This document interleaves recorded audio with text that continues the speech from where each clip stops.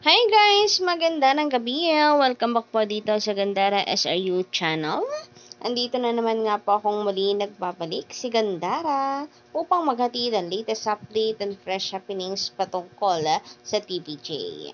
Basta po mga balita na may ginalaman po sa Itbulaga, sagot na po natin yan. Ganon din ang ilan pong chika sa loob at labas ng showbiz. Kaya naman kung isa ka po sa mga hindi pa nakaka-subscribe, i-click mo na yung subscribe button na nandyan sa baba para maging updated ka sa mga bago po nating mga reaction na videos para ma-notify ka po kapag may mga latest news na po tayo. At para nga po sa gabing ito, pag-usapan pa rin nga po natin itong nangyari kanina sa Itbulaga na kung saan ay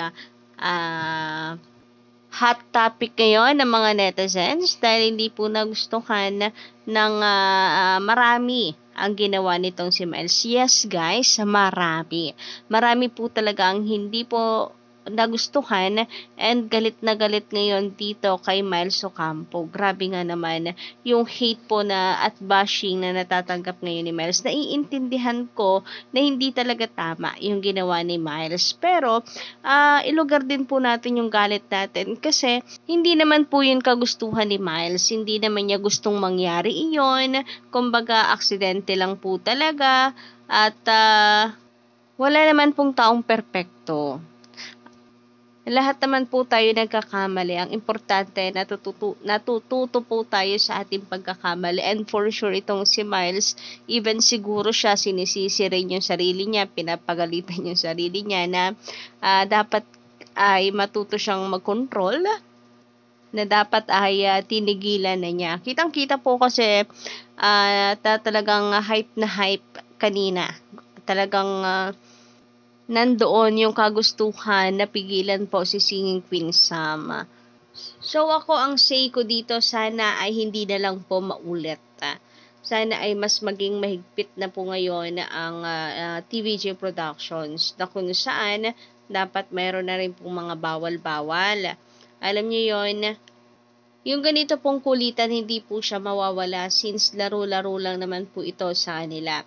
And wala naman pong pikunan sa kanila kasi nandun naman po sila para mag-enjoy, hindi ba? Siguro doon na lang po mag-focus sa health na kapag kaalam pong halimbawa may hika, mabilis mapagod, wag na pong ipasok dito kasi talagang maglalabas at maglalabas ka po dito ng sobrang energy kapag ka mayroon din pong problema sa puso. So yun, dapat po ay ready din po parati ang medic. So, ang dami nga pong nagko-comment. Doon pa nga lang po sa live ay ang dami na pong naglalabasan or naglalabas ng kanila pong saloobin tungkol dito sa ginawa nila si Miles. Ginawa ni Miles kanina. And hanggang ngayon, marami pa rin po tayo nababasa ang komento. And isa na nga po ito, no, komento po ni Jory Fide. Magandang gabi. Sabi po niya dito, bakit gano'n niya? Yung Itbulaga Olympics ngayon. Nagkakasakitan na, tas dayaan pa. Not entertaining to watch ha? Hashtag Itbulaga. So, ayan ha. Meron na pong pag-call out sa Itbulaga. Hindi na raw po nakakatuwa. Hindi na entertaining. Hindi na magandang panoorin. Nagkakasakitan na, tapos dayaan pa. So, sa ngayon, di natin alam no, kung nakarating na po ito sa TVJ. Pero siguro kahit naman po hindi ito makarating, ay alam na rin po nila yan ngayon. Baka nga po ay kung magkakamiting man po ang Itbulaga, ay isa po ito sa mababanggit at pag-uusapan po nila. Imposible rin po na hindi sila mag-conduct ng meeting dahil sa insidente pong ito. Siyempre, meron na pong nahirapan. Kung delikado yun hindi po siya maliit na bagay para palagpasin lang ng TVJ. So, malamang ay pag-uusapan po nila ito at mayroon pong mapagkakasundoan. Maybe magiging mahigpit pagdating po sa health and po pwedeng hindi na lang po isama ulit itong si Sam sa Bulaga Olympics, which is nakakalungkot kapag ganon. Game na game pa rin, padinman din po siya.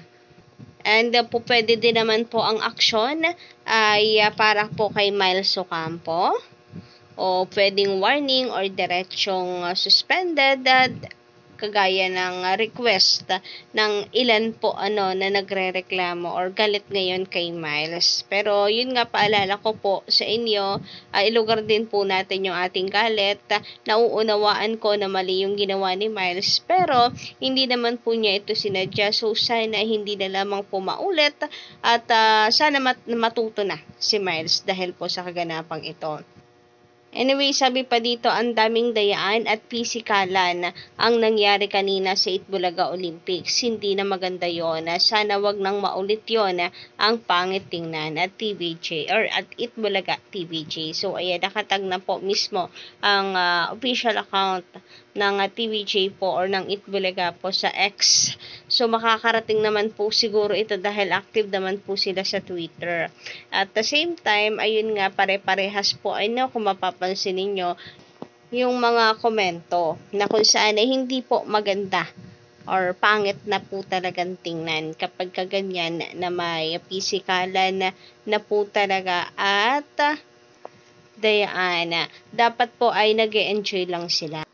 Samantala, sabi naman dito, laro lang yan, hindi naman din gusto ni Miles na magkaganon si Sam. Na may sakit pala siyang pag napagod, hihikain ba yun? Walang may kagustuhan yan.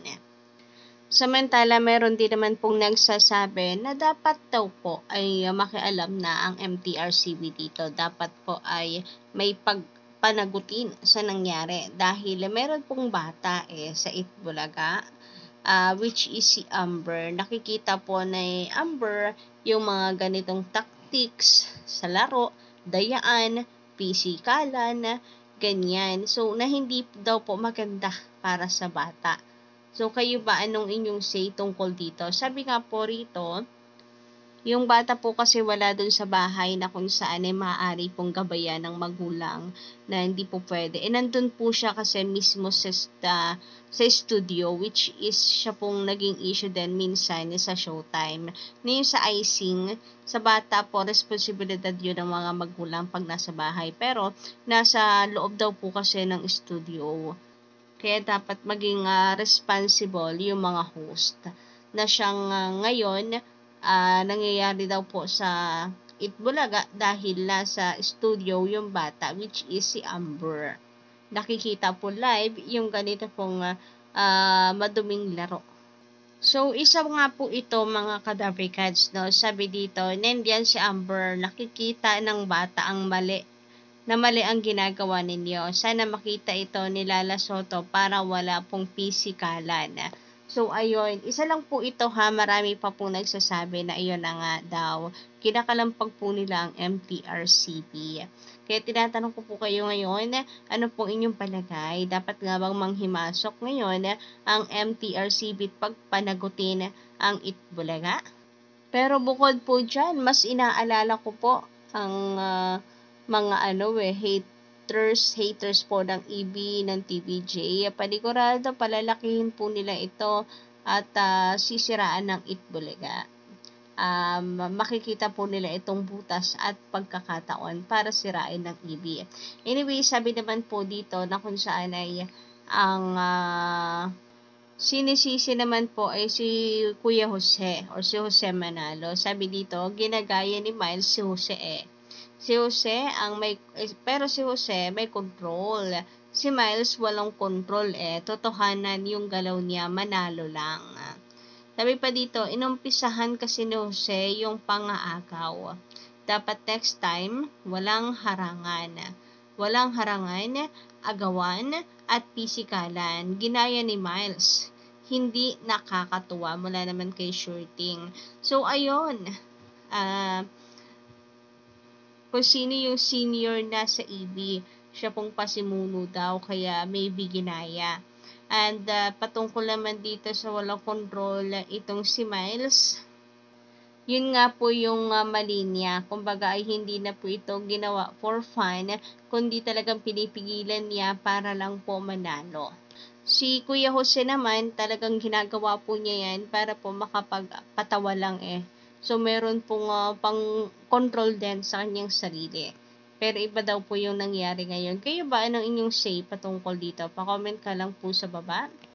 And don't forget to click the subscribe button and notification bell para po sa iba pang mga balita.